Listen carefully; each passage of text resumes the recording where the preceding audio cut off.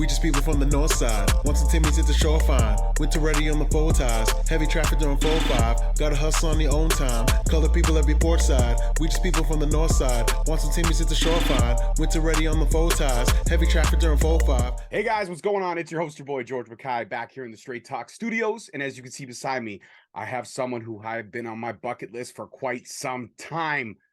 Please help me welcome the Kick Demon, Janai Kai, to Straight Talk Wrestling. How are you? Hey, I'm good. How are you doing?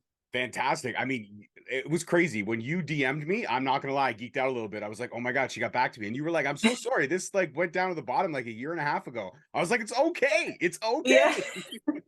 Yeah, like Instagram has been changing the messaging section so many times. And now like they have like the general, the primary, and then they have the requests. And like I don't see the requests, and then there's hidden requests. It's like I have to go everywhere now to see if somebody contacted me. Well, I appreciate you for getting back to our little show, and to get you on the show is crazy. Now, the first time that I ever saw you was at GSW's second event.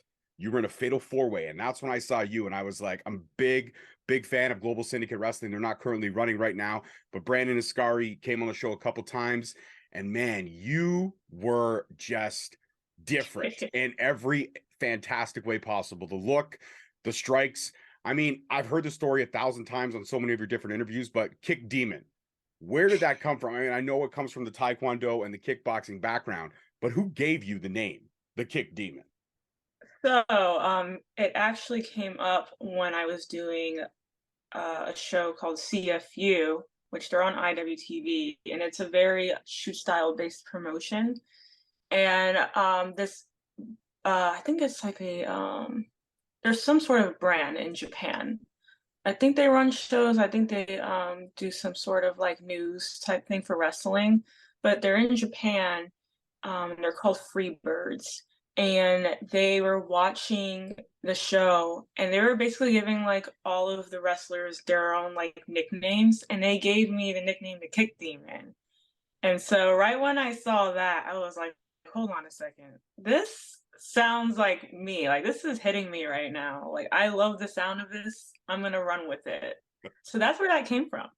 I love that you ran with it, man. I mean, it's a fire nickname. Even when you debuted on AEW, and like, well, we're gonna get into that for sure next. But coming up, seeing the whole look, like the aesthetics that you bring to the table, I love how you pay homage to the Japanese style with the look and everything like that. But you make it your own, which is super cool, and it makes you stand out. And like with the war paint on and stuff, like when you were in there with Jade Cargill, I was like, man, could she dethrone Cargill? Could this happen? Now it did. Obviously, it did not happen. Unfortunately, Chris Statlander, he dethroned Cargill, but you know what?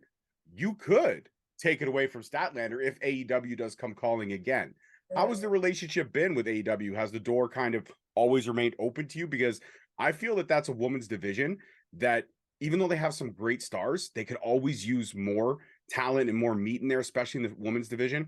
Right now, I mean, the best female division in wrestling, I will put my stamp on it, is the Impact Knockouts division. Those girls are just doing incredible. Like, as we're talking right now, in about 90 minutes, we're going to see the first ever female dog collar match, right? Yeah. Like, you yourself, before we get into the AEW relationship, could you see yourself throwing down in a dog collar match? Does the Kick Demon want to go like that dark with a story if she had to? Hey, yeah, if I have to. I mean, can you imagine what I would do? The Kick Demon and the dog collar? I mean, hey, I can think of so many things, man, that I could do. So And can like I. any type of like stipulation match like that. Hell yeah. the violent cogs in our heads are both turning. It's just blood everywhere and a big sadistic smile on your face. That's what that part right there. So back to AEW for a second. How has the relationship been? You had a great run there. I really thought for a second that they were going to sign you. I thought that I felt that it was coming because who they were putting you up with, and it just didn't happen for whatever reason. And I want to know what the relationship is like now for you. Yeah, so usually like when they are coming over to DC, because I'm based in DC, I do reach out to see if they're needing any extras or anything. So like that's kind of been like what the relationship is lately. But I've been enjoying it. It's unfortunate that they had to scrap Dark and Elevation, because I kind of saw that as like really, you know, again, opportunities for indie wrestlers or even those that are buzzing to showcase more on a higher level. And it did help a lot of them. Some of them are signed that got to have that opportunity. So I don't know, we'll see what happens. I am still like, I have other little goals that I'm trying to reach too in the meantime. So that's kind of what I focus on, instead of just trying to like worry about too much of like getting signed somewhere, because I know eventually my time will happen. Absolutely. I mean, we're talking 5 years since you debuted in 2018, and you have been on the radar, absolutely stunning and surprising. And I don't say surprising in a bad way. It's just you're killing it. Like I said, the first time I saw you at GSW, I was sitting with my buddy and I was like, I don't know, I'm picking Yenny, man. I'm picking Janai. There's something about, and he's like, no, no, no. I'm like, trust me, just wait for it. And then first kick, and we both heard it. It was one of those things we were kind of both drinking. We were just drinking like a Coke or a beer or something. I can't remember. We were drinking, and I heard the first kick, and I was like, "Oh, oh!" And it sucked because it went down the wrong way. So I was like, "Oh."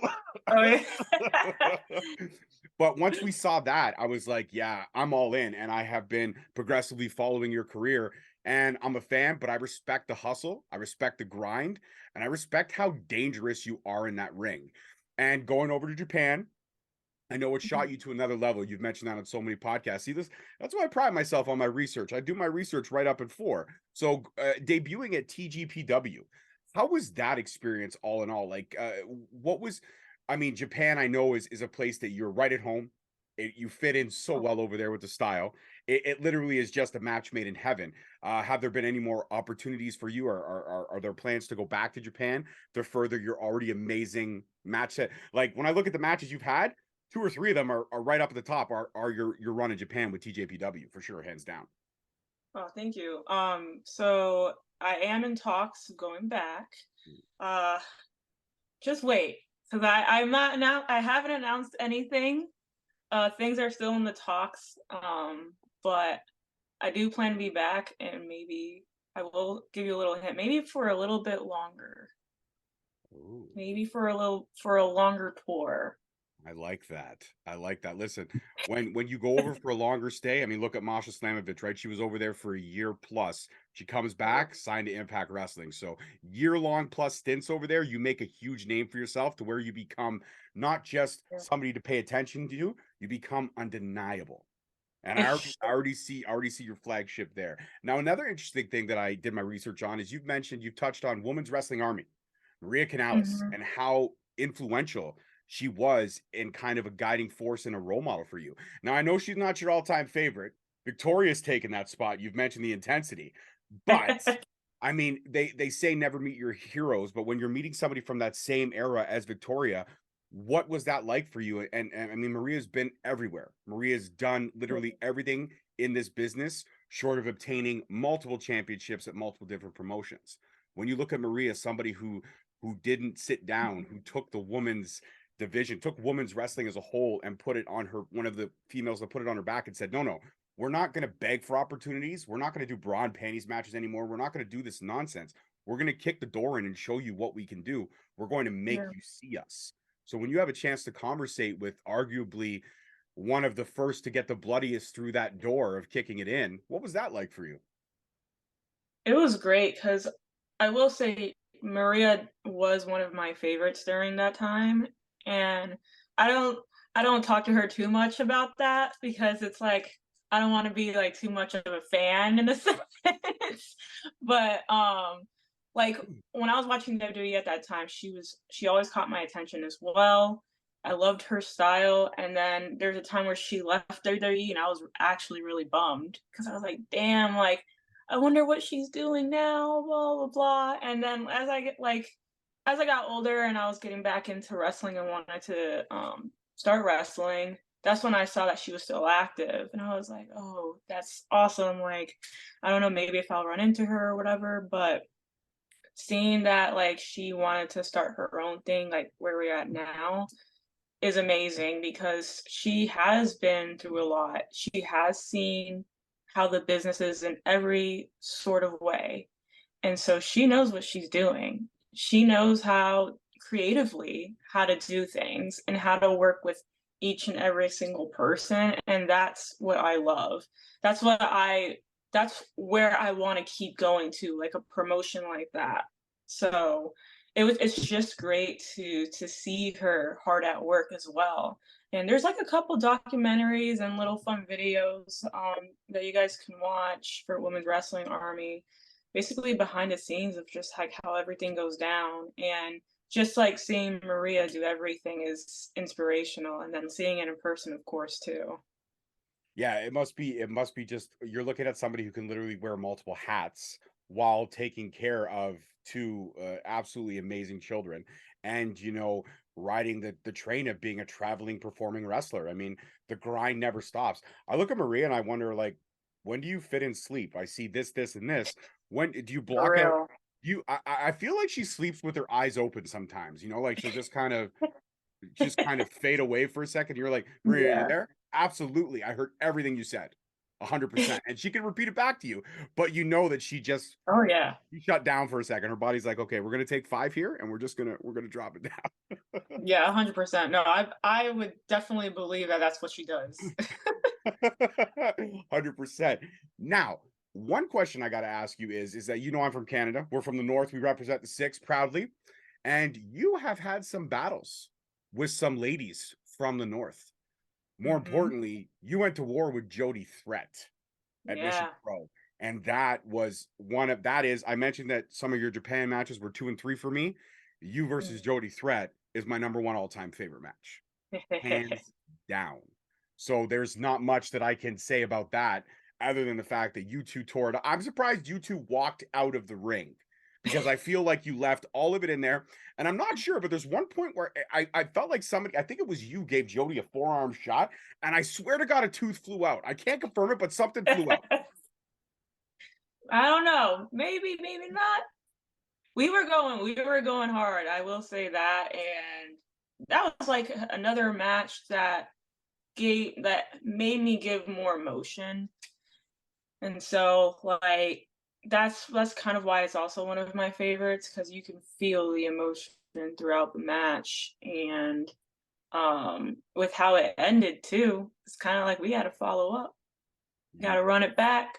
I believe that. I believe you guys got to go best of 7. And you two got to end up like locked in a steel cage where literally the only way out is to like just stop the other person's heart. I feel like that's the best way to go with this. Something we gotta have something like that happen at Mission Pro, because they still haven't brought us back. So that's what needs to happen if they do bring us back. I'm still shocked that they haven't brought you back. Like, I mean, that match has over 45,000 views, and I can tell you, I'm probably about 1,000 of them because I've watched that match so many times, and I run it back all the time. And my daughter, like when I told my daughter we're sitting down with you, I'm like, you got to watch. This is the match. This is the match that I mean, ESW introduced me to her, but this is the match. So we watch it, and she's like, damn, we know Jody on a really good level. And she's like, I've never seen anybody take it to Jody like that. I'm like, that's what makes this match Oh. amazing. Because Jody's a beast, but Yanni's dangerous. Yanni's the kick demon. That's it. So I keep saying Yanni. My apologies. Janai. No, Your that's name is okay. so fast. I didn't even catch that. Well, good. I'm glad you didn't. Good. Your name is so different, and it's amazing. Is that where does that name? Does the name have a meaning for you, or meaning a family lineage of some kind?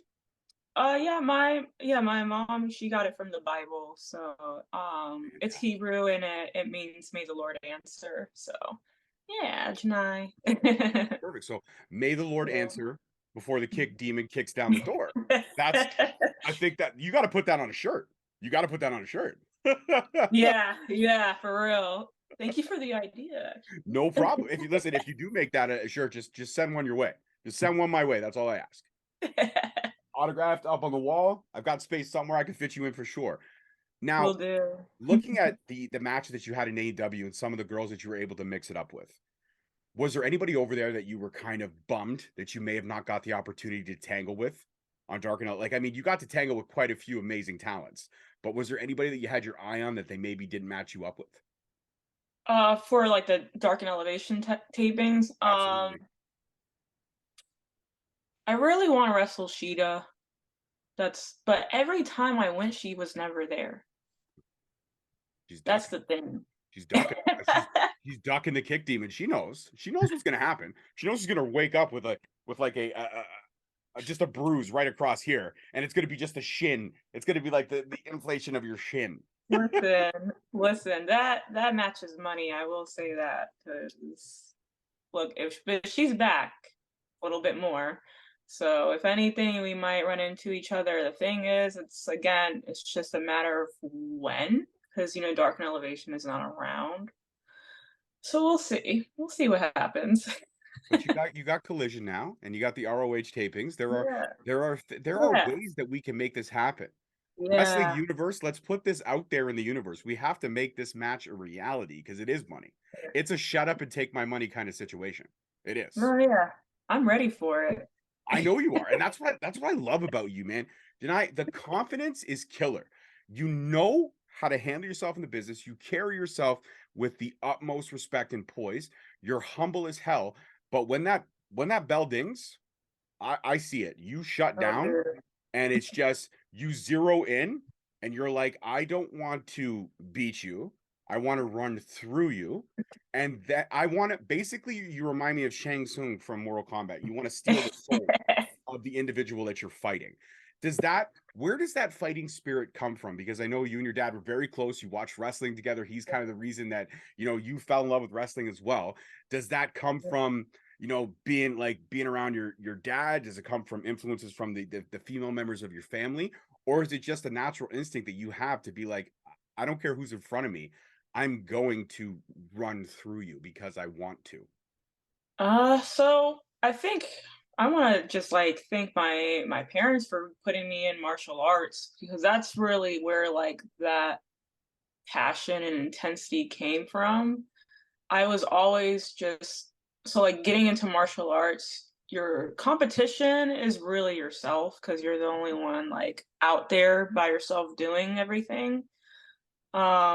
And so I always wanted to be better than how I was the last sparring session I had, or in the last class.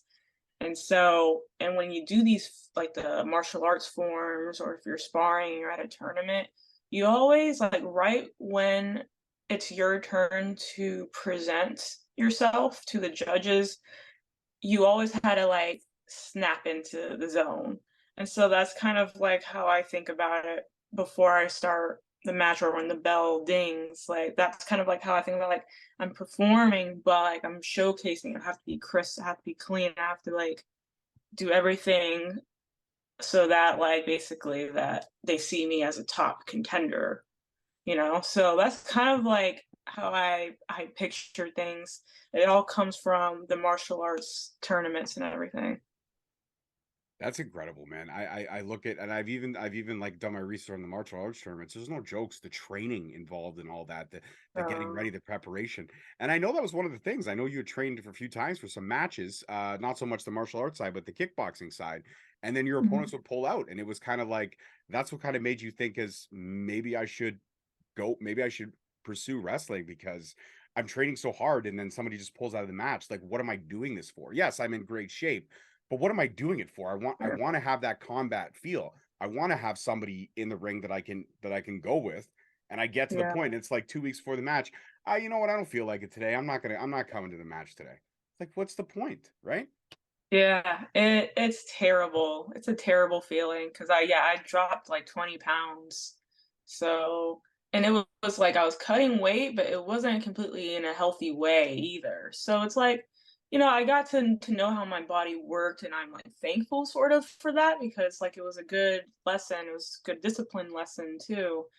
But wrestling has always been in the back of my mind. So seeing that and before I started training for fights, I left school, and I started training, and then that wasn't really working out, and I'm I feel something's telling me to start training for wrestling. It's really pushing me to, because that's the only thing I see right now in my mind that I've been holding off on. Yeah, and you know what? Thank God something told you to, because I think it was a great decision. I mean, it has not disappointed. Whatever universal force, whatever, God or higher power you believe in, or anybody watching believes in, there was a higher power that was you know, You have to go right. Yeah. Forget left. Left is not working now. Let's make a Yeah. hard right and let's go this way. You had that fork in the road moment, and I think you turned the right way, and it you have not looked back, girl. Keep doing you Oh, because yeah. you deserve to do you. Absolutely. What does mom and dad think about, the fact that you're in there and, I mean, you're their little girl. At the end of the day, nobody wants to see their little girl get thrown around the ring by Jade Cargill, but sometimes you have to have these things happen. Do mom and dad ever worry? Do mom and dad ever like, oh man, she's gonna kill herself one day. She's going to. Oh, they definitely do. But they know it's something that I've been wanting to do. My dad, obviously, like he's stoked to see me wrestle. Like he's so into it. Where sometimes he tries to like chime in or like tries to help in some sort of way. Or like if he does see me wrestle in person, like and I walk back to him, he'll like ask me particular questions like, are you comfortable wearing that top for your gear? Like, do you want to wear something up? Like he's like very like certain things, you know? I'm like, yeah, dad. Like like he really wants to help out, which is awesome. But yeah, like they my dad, he worries more than my mom though. Really? And I think part of it is also because I have injured myself before Right. and it was a very serious injury, so he's still kind of like shaky when it comes to me like even taking like a slam or any type of like quick bump.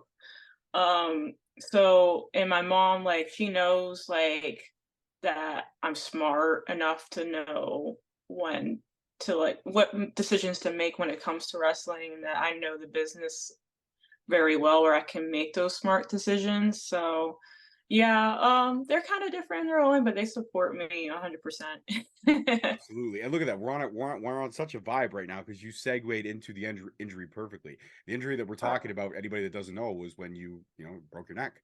It was Yeah. a scary, scary thing. I mean, we know that necks can be broken, not like Arnold Schwarzenegger style broken, and you just, fall and play like an extra in an action movie. You can survive, but it's a long road to recovery.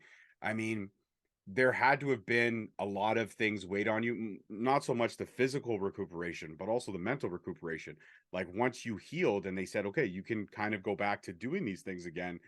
The first time stepping through any kind of ropes, whether it be the Taekwondo square, the wrestling ring, the kickboxing ring, there had to have been, like you said, your toughest opponent was yourself. But at that point, you were not only battling what you thought your body may or may not be able to do, you were battling the demon inside your Mhm. head with, can you do, Yeah. right? Right, exactly. I mean, right off the bat, I was like, nah, this can't be the end.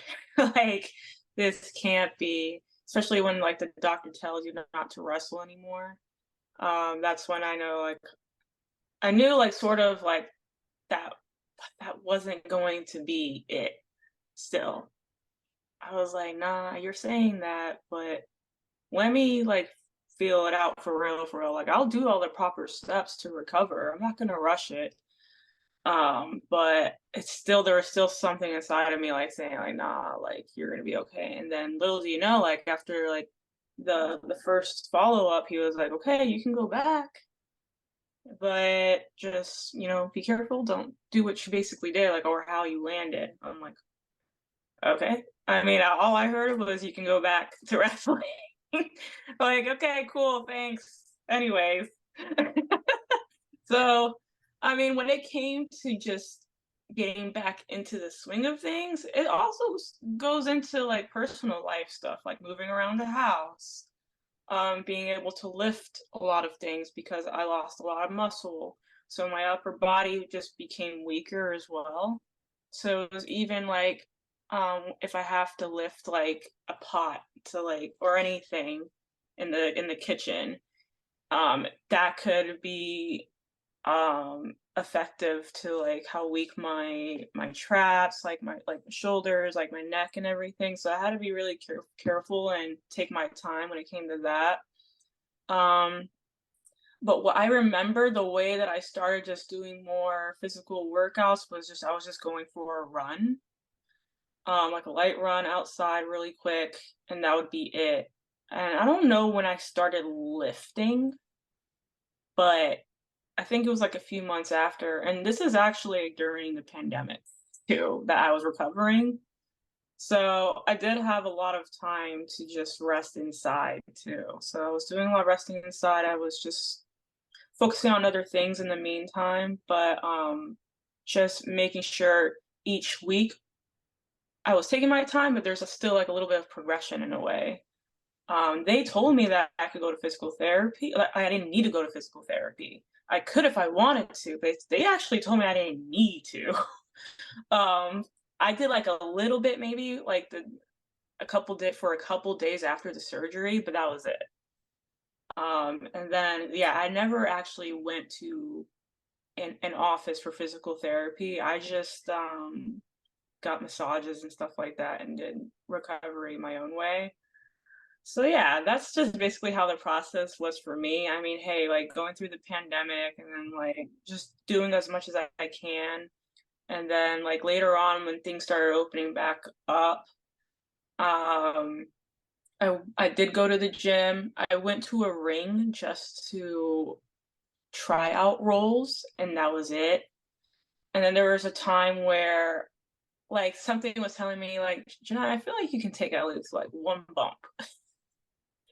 I was like, okay, let me try this out. And this is like where I definitely felt comfortable because I would listen to my body 100%. And I would tell people no and all of that, but like something was telling me like try and take at least one quick bump, and I did. And I'm like, okay, cool. Like I can bump right now. I'm good. I was checking myself. I'm like, everything's fine. Yeah. We're getting somewhere. So yeah, and then like when it came to like my first match, like way later, um, and I still do this till this day. I let my opponents know about it, like about my surgery and everything, which they're definitely understandable. Um, and I always remind myself that I don't need to go that crazy. I don't need to take the crazy neck bumps. I'm not getting any younger. I was lucky to recover as quick as I did because I was younger. And that's what the doctor told me. Like if I was older, it would have been like a longer process for sure. Like I shouldn't even have been walking. That's how bad the injury was. So overall, I'm just like very lucky and very thankful and grateful to even be doing what I'm doing. And where I'm at now is just crazy to think about because it just felt like yesterday where I was just like sitting in a neck brace. And now I'm like just literally making moves and traveling. So And that's incredible. Like I look at the recovery story, I hear stories like that, and they're inspirational as hell. And thank God it wasn't the end because we've been blessed to see you rise. So whoever the guardian angel was upstairs, oh, we thank you. We yeah, 100% thank you for that because they had your best interest at heart. And like you said, you listened to your body, you trusted yourself. That's the biggest thing. You trusted yourself. You felt something saying, okay, try it, take that first bump, see how we do. Okay, bump number one went good. Let's do bump number two. Okay, now let's progress. Let's run the ropes. Let's yeah, take an Irish whip, and then we just go from there and we build. Right? yeah, It's that whole rebuild phase, and I think you are like it's an exceptional talent. Thank God you were able to recover so quickly, and not even to get back in the ring, but just be able to do normal things like walk, give your mom a yeah, hug, give your dad a hug. These are things that yeah, we take for granted in this world. So to be able to have almost all those things taken away from you, that's when you're like, damn, man, I really oh gotta yeah, thank whoever was watching my back that day. So oh 150%. yeah. Let's go into some lighter moments because I don't want to help you relive the dark days. I want to help you enjoy the future. So you mentioned possibly going back to Japan for a longer run. I have to ask this because I'm sure you've noticed the Tanjiro behind me. I am an anime freak. I love me some anime. What's your go like in Japan? I know that's kind of religious over there. They're literally it's on 24/7. What Yeah. what are you watching when you're over there? What are you getting into? Like when you do have the downtime and you're enjoying yourself some food, you're chilling in the hotel room or in shared accommodations wherever you may be up. What's your go-to anime over there? So, when I was like sitting in the hotel, I was very curious as to what was playing on TV. And I put it on and there was just like some like TV like reality shows or game shows, but I didn't run into any anime, but they're everywhere. Like when you walk outside, when you just try to walk to the train station, they're playing like off the sidewalk. So I don't know which anime in particular that really caught my attention, but I've always been been a fan of Death Note. I didn't see too much of it when I was there, now that I think about it, but that was always like my favorite anime. Um, but when I do go back, I definitely want to pay more attention to that because I did want to get into anime again. I think that I started Baki from like on Netflix, Okay. which was like a fighting one. So that's like kind of what I want to go back and watch it. So then like when I go back to Japan, I can like find like all the Baki stuff. Listen, if you haven't checked it out, it's also on Netflix and it's currently up to like the season that's not on TV now. But check out Demon Slayer. That's my guy right there, Tanjiro. People keep recommending that one. That's the So one. yeah, that's the other one. Yeah. Yeah, you got to get into Demon Slayer. It is fantastic, and it fits because Demon Slayer, kick demon. Yeah. You're right there. You're right. It's on the Yeah. cusp. It's on the cusp. You're Man. like the 10th person who's told me this in like the past month. So I think Listen, that's a sign. it's all right there. I have 2 Funko Pops there, and the sword behind me. That's also from Demon Slayer. When I say I'm obsessed, it's probably an unhealthy obsession. Almost as Hey, I unhealthy. need something to do on my downtime because I do wrestle full time and I travel, so I need something else to watch rather than playing music on Spotify the whole time. I do have my Switch too, so if you have any games you recommend for Switch or Oh, anything, I would love done. to know. I've got a list right now. Here we go. 3 off the top. Mario 3D World. It's fun as heck, and it reminds you of the old school Mario. Okay. Yoshi's Island, where you literally have to build things to get through the worlds. That's a lot of fun. And then Okay. also, I mean, I don't know how much you love Zelda or you don't like Zelda, but the new Zelda, Tears of the Kingdom, is absolute fire. It is one of the best games. I heard it was good. I played Zelda like when it was on like the Game Boy. That's how long ago I played it. We're aging ourselves horribly Yeah. here. Yeah, so I would like to play it again, that's for sure, because I remember enjoying it. Yeah, absolutely. The new Zelda, when you see the graphics and stuff, the only thing I wish they would do is I just wish, after 30 years, allow the guy to talk. Him jumping and being like, huh, huh, like that's the only sound he makes, and I'm like, come on. Or when he's eating or drinking, he makes this weird like sigh sound. So he'd be like, ah. It's like, what is that? It sounds like you just went to the bathroom, dude. Like you're like, Yeah. ah. Like I don't Yeah, want to at hear that. least. At With all least the something a little bit more. Yeah, with all the technology we have, I mean, give the guy a voice. How about Link just turns around and be like, you know what? I'm tired of you guys always making me do some fucking crazy shit. I don't want to save her anymore. I'm tired of saving her. I'm taking a vacation. I'm done. I don't want to do it anymore. Been 30 years. This girl is always getting into trouble, and I always got to put my neck on the line. I always got to take the risks. What does she do?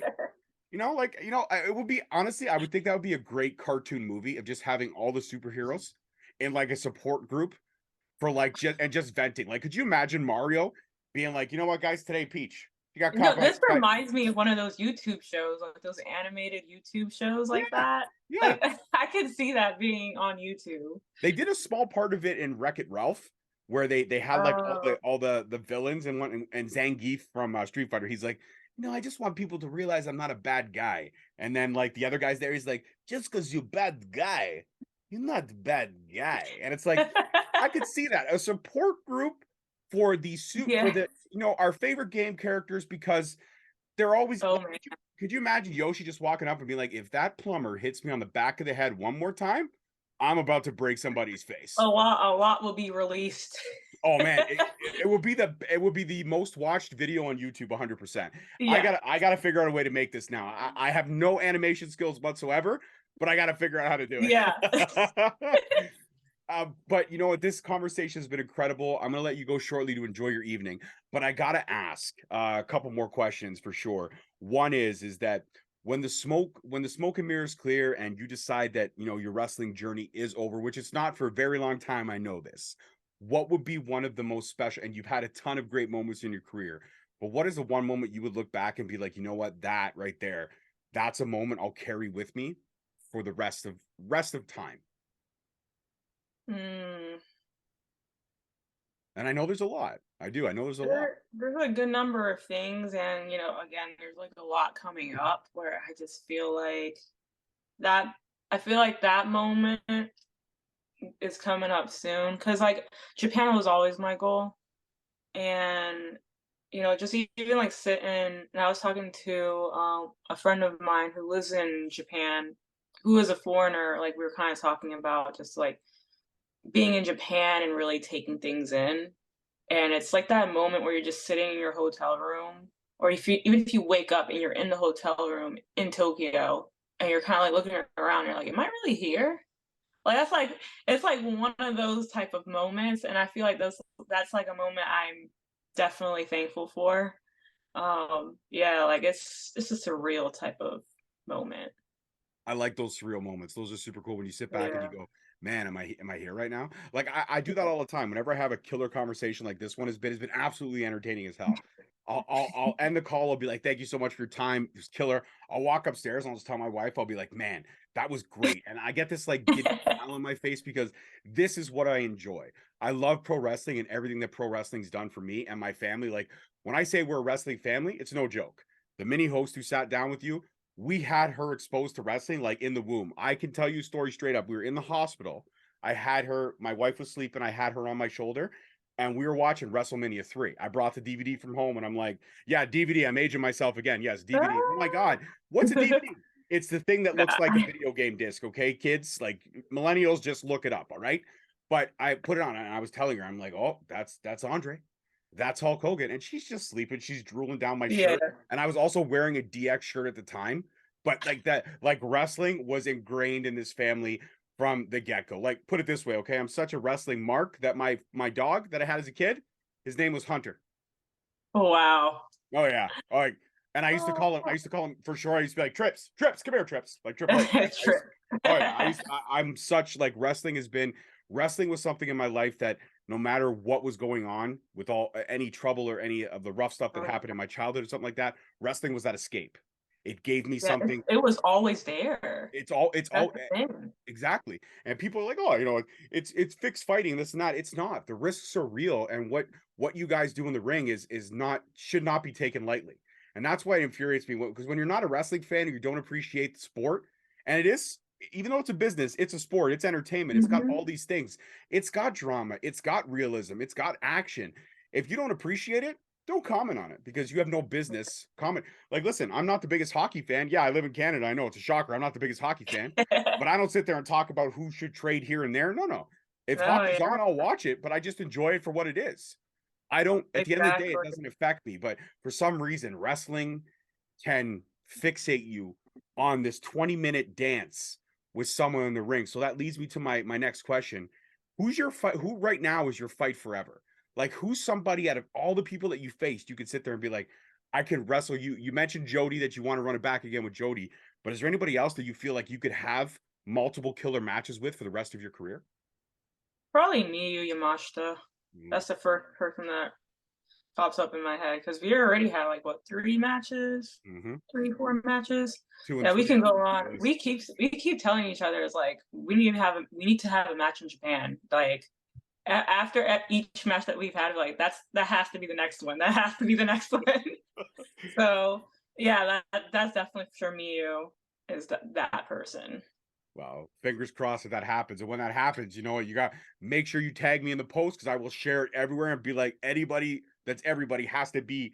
And I'm hoping that match takes place at Tokyo Dome. I'm gonna put that out in the universe. Oh I'm putting that out in the universe because I feel like you and her at Tokyo Dome, that has money.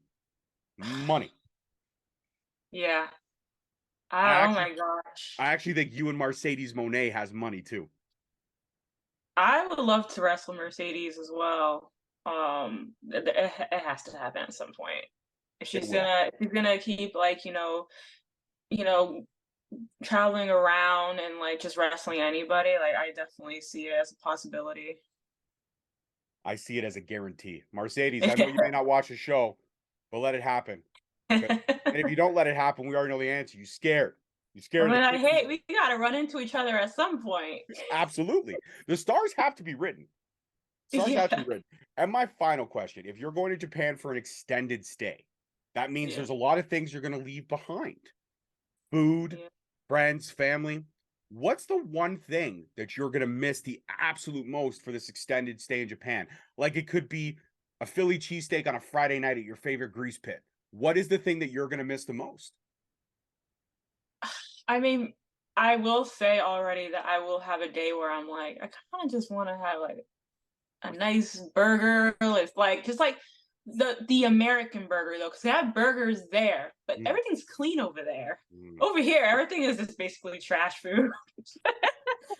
So it's like there's like one day where I'm like, I don't feel like eating that clean. Like I kind of want like like ribs, fries, like Mm. just like I want to go to a barbecue spot. You know what I'm saying? Oh, So absolutely.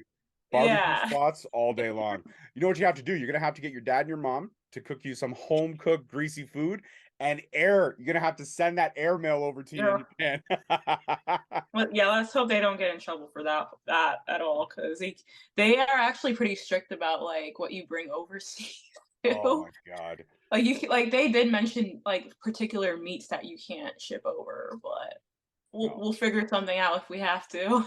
Wrap it in like bubble wrap and like slide it between some DVDs. We'll make it work. We'll make it work. Yeah, something. Well, my dear, this has been a killer conversation. And I want to tell you right now, you are now a member of the Straight Talk family. Anytime you want to come back on the show, it would be our honor and privilege to have you back on the show. And I hope you had as much fun as me with this conversation. Yeah, thank you so much. Oh, no problem. Before I go, can I get you to give me that kick demon energy and let people know that they should subscribe to Straight Talk Wrestling? Because you and I just chopped it up for a good 45 minutes and it was an absolute blast. Yes, of course. So the Kick Demon is telling you guys to subscribe to Straight Talk Wrestling, or you're gonna get your head kicked in. Do it. Do it. Do it. And if you don't do it, then get your head kicked in. Either way, just send me the video so I can post it. Either way, I'm happy Yeah, with it. your choice. All right, guys. That's it for this one. Janai Kai, your host, your boy. Thank you so much. Peace, love, and wrestling. We'll see you guys next week. Peace. Thank you so much for watching. Please don't forget to like, subscribe, comment, and turn on that notification bell so you get notified each time we post a video. Alternatively, you can check us out on all podcast platforms and hosted on Podbean. We are also available on the SNME network. That's the Sunday Nights Main Event Patreon. Please feel free to check us out there as well.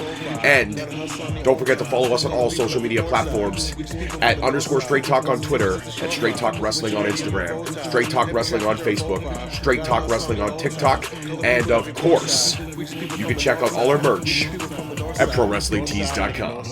I don't need a nigga cosign. Without the liquor, you become a victim. You ain't never got a pole mine. I ain't messing with this generation. Fuck your gen, I ain't got.